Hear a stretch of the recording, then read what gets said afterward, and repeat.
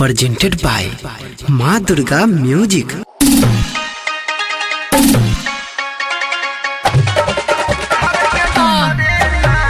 DJ Sumit Satish भैया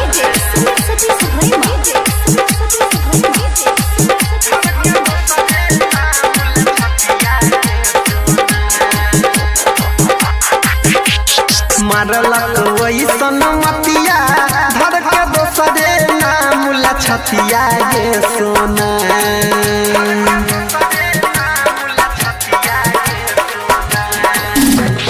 मारलक वैसन मतिया धर के दोसरे नाम लछतिया गे सोना।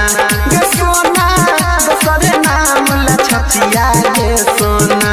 गे सोना कोनो जगनिया चलाई देलक हमारा पर टोना। गे सोना कोनो जोगिनिया चलाई रे देलक हमारा पर टोना।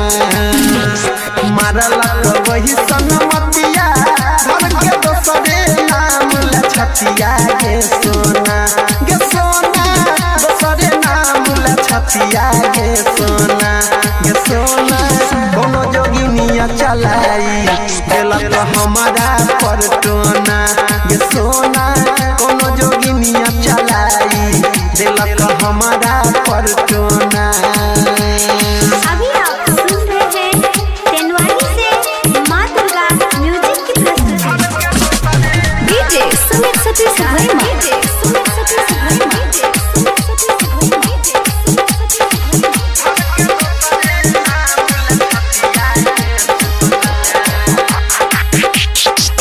केकरा नजर में गरल हमर तोहर प्यार गे।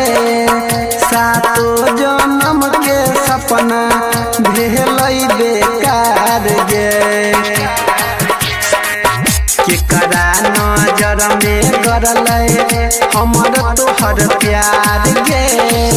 सातो जन्म के सपना भेल बेकार गे। जियबो चाहे मरबो तोरा रखने छियौ दिलवा के कोना। गे सोना रखने छियौ दिलवा के कोना। गे सोना कोनो जोगिनिया चलाई देलक हमारा पर टोना। गे सोना कोनो जोगिनिया चलाई देलक हमारा पर टोना।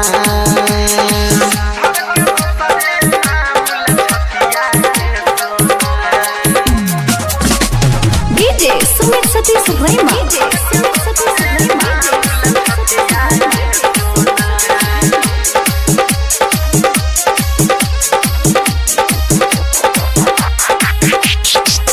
काहे ना सोहैल सनहिया काश परवाना के।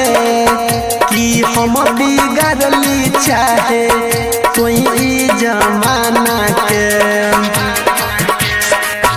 काहे ना सोहैल सनहिया काश परवाना के।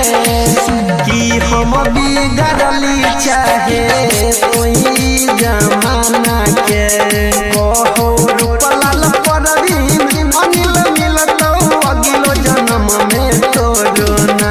गे सोना मिलतौ अगिलो जन्म में तोरोना।